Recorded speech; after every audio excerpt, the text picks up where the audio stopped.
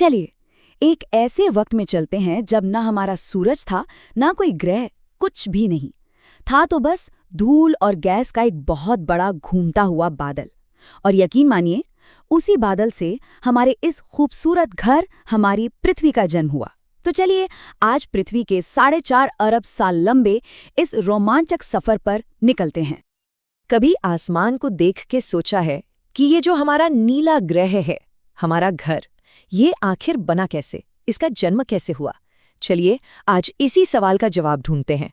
और इसके लिए हमें समय में बहुत बहुत पीछे जाना होगा, अरबों साल पहले, जब हमारी कहानी की शुरुआत भी नहीं हुई थी। तो हमारी कहानी की शुरुआत होती है आज से करीब 4.6 अरब साल पहले। एक ऐसा समय जब हमारे सोलर सिस्टम का, कह सकते हैं, बीज बोया जा रहा था। तो तैयार हैं? चलिए, इस कमाल की कहानी के पहले चैप्टर में चलते हैं। जरा कल्पना कीजिए, अंतरिक्ष का गहरा अंधेरा और उसमें धूल और गैस का एक बहुत बहुत बड़ा बादल जो धीरे धीरे घूम रहा है। इसी को हम कहते हैं सोलर नेब्यूला। इसमें हाइड्रोजन थी, हीलियम थी और साथ में थी उन तारों की राख जो हमसे भी अरबों साल पहले खत्म हो चुके थे। असल में यही वो रॉ मटेरियल था जिससे हमारा पूरा का पूरा सोलर सिस्टम बनने वाला था। और फिर ये सब शुरू हुआ एक जबरदस्त धमाके से। पास में ही किसी तारे में एक सुपरनोवा विस्फोट हुआ और उसकी शॉक वेव ने इस शांत बादल में मानो हलचल मचा दी। फिर आई ग्रेविटी की बारी।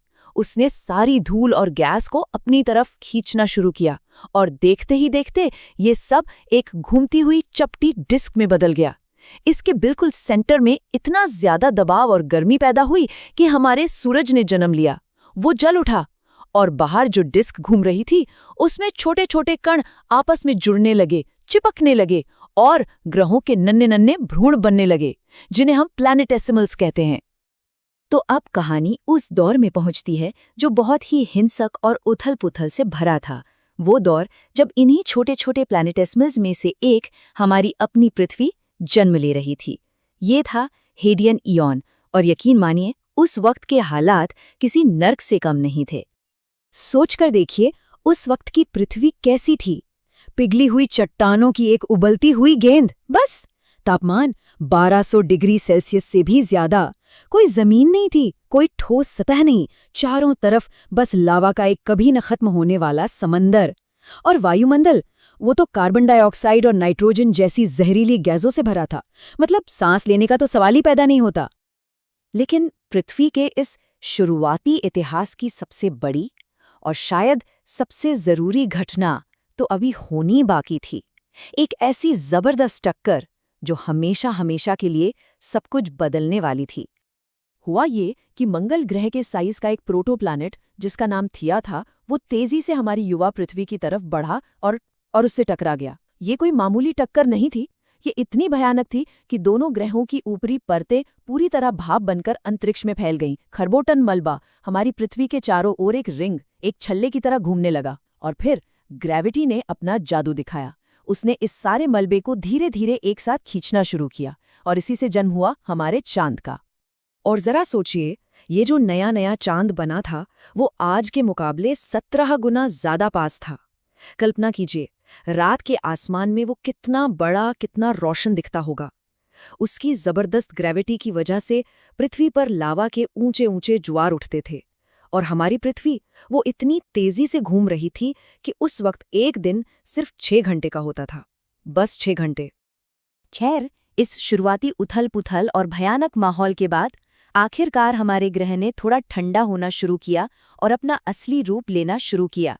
चलिए अब देखते हैं कि ये सब कैसे हुआ। तो पृथ्वी धीरे धीरे शांत तो हो रही थी, लेकिन अभी भी वो सुरक्षित बिल्कुल नहीं थी। करीब 4.1 अरब साल पहले उस पर उल्कापिंडों की एक जबरदस्त लगातार बारिश शुरू हो गई। इसे लेट हेवी बम्बार्डमेंट कहा जाता है। और ये कोई छोटी मोटी बारिश नहीं थी, ये लाखों सालों तक चलती रही। पर कमाल की बात यह है कि इसी तबाही के बीच पृथ्वी की सतह ठंडी होकर सख्त भी हो रही थी और दुनिया के पहले महाद्वीपों के छोटे छोटे टुकड़े भी बनने लगे थे। और जैसे जैसे पृथ्वी अंदर से ठंडी होती गई, एक और कमाल की चीज हुई। लोहा और निकल जैसे जितने भी भारी तत्व थे, वो पिघलकर बिल्कुल सेंटर में जमा हो गए। इसी से बना हमारा कोर। और जानते हैं, इसी कोर ने हमें एक अदृश्य ढाल दी, हमारा मैग्नेटिक फील्ड। यही वो शक्ति है जो आज भी हमें सूरज की खतरनाक किरणों से बचाती है। इसके ऊपर बना पिघली चट्टानों का मैंटल और सबसे ऊपर बनी एक पतली सख्त परत, जिसे हम कहते हैं क्रस्ट। धीरे धीरे हमारी पृथ्वी को अपनी लेयर्स मिल रही थी। लेकिन एक सवाल अब भी बाकी है, ये सारा पानी कहाँ से आया? तो इसका जवाब है अंतरिक्ष से। जी हाँ, वो जो लेट हेली बॉम्बार्डमेंट हो रहा था, उसी दौरान पृथ्वी से टकराने वाले धूमकेतु और उल्कापिंड अपने साथ जमी हुई बर्फ लेकर आ रहे थे।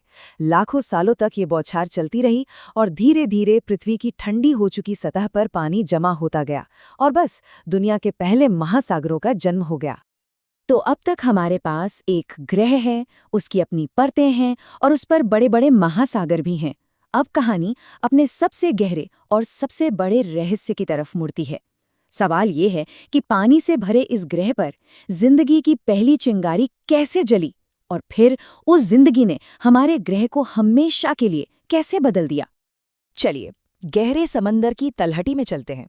वहां ज्वालामुखियों से लगातार गर्म पानी और खनिज निकल रहे थे, मानो एक तरह का केमिकल सूप तैयार हो रहा था। बाहर से आए उल्का पिंडों से अमीनो एसिड भी इसमें आकर मिल गए और फिर इसी जादुई मिक्सचर में आज से लगभग 3.8 अरब साल पहले कुछ ऐसा हुआ जो किसी चमत्कार से कम नहीं था। बेजान रसायनों ने मिलकर जिंदगी का पहला रूप ले लिया, एक सिंगल सेल्ड ऑर्गेनिज्म। और अब मिलिए हमारे वायुमंडल के असली हीरोज से। इनका नाम है स्ट्रोमैटोलाइट्स। ये असल में बैक्टीरिया की कॉलोनियां थीं जो उथले समंदर में रहती थीं। इन्होंने एक कमाल का तरीका खोज निकाला था। ये सूरज की रोशनी को अपने भोजन में बदलते थे, जिसे आज हम फोटोसिंथेसिस कहते हैं। और इस प्रोसेस में उन्होंने एक ऐसा वेस्ट प्रोडक्ट निकाला, एक ऐसा कचरा पैदा किया जो हमारी दुनिया को हमेशा के लिए बदलने वाला था, और वो था ऑक्सीजन। ये बदलाव कितना बड़ा था, इसका अंदाजा आप इस बात से लगाइए कि शुरुआती वायुमंडल में ऑक्सीजन थी ही नहीं, जीरो। लेकिन इन नन्हे नन्हे जीवों ने 2 अरब सालों तक लगातार काम करके हमारे एटमॉस्फेयर को 21% ऑक्सीजन से भर दिया। सोचिए, 2 अरब साल। और इसी ऑक्सीजन ने बाद में ओजोन लेयर बनाई, वो परत जिसने हमारी धरती को रहने लायक बनाया। लेकिन कहानी में एक ट्विस्ट था। इस ऑक्सीजन क्रांति का एक बहुत ही खतरनाक नतीजा भी निकला। एटमॉस्फेयर में आए बदलाव और ज्वालामुखी एक्टिविटी की वजह से करीब 650 करोड़ साल पहले हमारी पूरी की पूरी पृथ्वी एक बर्फ के गोले में तब्दील हो गई। इसे स्नोबॉल अर्थ कहा जाता है। एक पल को तो ऐसा लगा मानो जिंदगी की ये कहानी शुरू होने से पहले ही खत्म हो जाएगी। लेकिन ऐसा हुआ नहीं। आखिरकार ज्वालामुखियों ने अंदर से जोर लगाया और बर्फ की इस मोटी चादर को तोड़ दिया। और उसके बाद जो हुआ वो था जिंदगी का एक ऐसा धमाका, एक ऐसा विस्फोट जैसा इस ग्रह ने पहले कभी नहीं देखा था। जब स्नोबॉल अर्थ पिघली तो एटमॉस्फेयर में ऑक्सीजन का लेवल और भी बढ़ गया और इस नई ऑक्सीजन से भरपूर दुनिया में जिंदगी ने मानो रफ्तार पकड़ ली। इसने तेजी से नए नए रूप लेने शुरू कर दिए। इसी दौर को कैम्ब्रियन एक्सप्लोजन कहते हैं। समंदर में अचानक तरह तरह के कॉम्प्लेक्स जीव जंतु पैदा हो गए, जिनके वंशज आज भी हमारे साथ हैं। और ऐसा नहीं था कि हमारी धरती सिर्फ अंदर से बदल रही थी, नहीं, वो बाहर से भी लगातार बदल रही थी। इसकी जमीन एक जगह टिकी हुई नहीं थी, वो लगातार सफर कर रही थी, जिसे हम टेक्टोनिक प्लेट्स कहते हैं।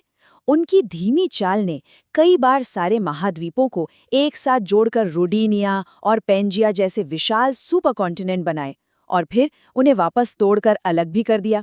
मतलब दुनिया का नक्शा बार बार बनता और बिगड़ता रहा। लेकिन जैसा मैंने कहा, जिंदगी का सफर कभी भी आसान नहीं था और पृथ्वी के इतिहास की सबसे बड़ी तबाही तो अभी आनी बाकी थी। इसे कहते हैं पर्मियन ट्रायासिक एक्सटिंक्शन इवेंट या द ग्रेट डाइंग। और इसका कारण था साइबेरिया में हुए वो भयानक ज्वालामुखी विस्फोट, जिन्होंने पूरी दुनिया का मौसम तहस नहस कर दिया था। और इस तबाही का नतीजा, पृथ्वी पर मौजूद सभी प्रजातियों में से 95% खत्म हो गईं। सोचिए जरा, हर 100 में से 95 तरह के जीव हमेशा के लिए इस दुनिया से मिट गए। ये जिंदगी की अब तक की सबसे बड़ी हार थी। लेकिन कमाल देखिए, इसी तबाही की राख से डायनासोर के युग का जन्म हुआ। पर कहते हैं ना, जिंदगी हमेशा अपना रास्ता ढूंढ ही लेती है। इस महाविनाश के बाद एक नया युग शुरू हुआ। डायनासोर आए, उन्होंने करोड़ों साल इस धरती पर राज किया और फिर एक विशाल एस्टेरॉयड की टक्कर ने उनका भी अंत कर दिया। और तब जाकर छोटे छोटे मैमल्स यानी स्तनधारी जीवों को आगे आने का मौका मिला। और यही वो जीव थे जो आगे चलकर हमें हमारी अपनी कहानी के दरवाजे तक लेकर आए। तो इस लंबे, मुश्किल और हैरतअंगेज सफ़र के बाद हम आज यहाँ पहुँचे हैं, एक ऐसे ग्रह पर जो इस अनंत ब्रह्मांड के अंधेरे में एक नीले मोती की तरह चमकता है। 4.5 अरब साल का सफ़र, ग्रहों के टकराव से लेकर बर्फीले युग तक, महाविनाश से लेकर जिंदगी के खिलने तक, न जाने कितने संयोग और कितनी आपदाएं, इनकी एक लंबी कड़ी ने मिलकर उस दुनिया को बनाया है जिसमें हम आज सांस ले रहे हैं। यही हमारा इकलौता घर है। और आखिर में बस ये एक पावरफुल बात याद रखने वाली है कि ये पृथ्वी हमारे लिए नहीं बनी थी, हम इस पृथ्वी पर बने थे। और ये एक लाइन हमें इस ग्रह के साथ हमारे गहरे रिश्ते की और इसे बचाने की हमारी जिम्मेदारी की हमेशा याद दिलाती है।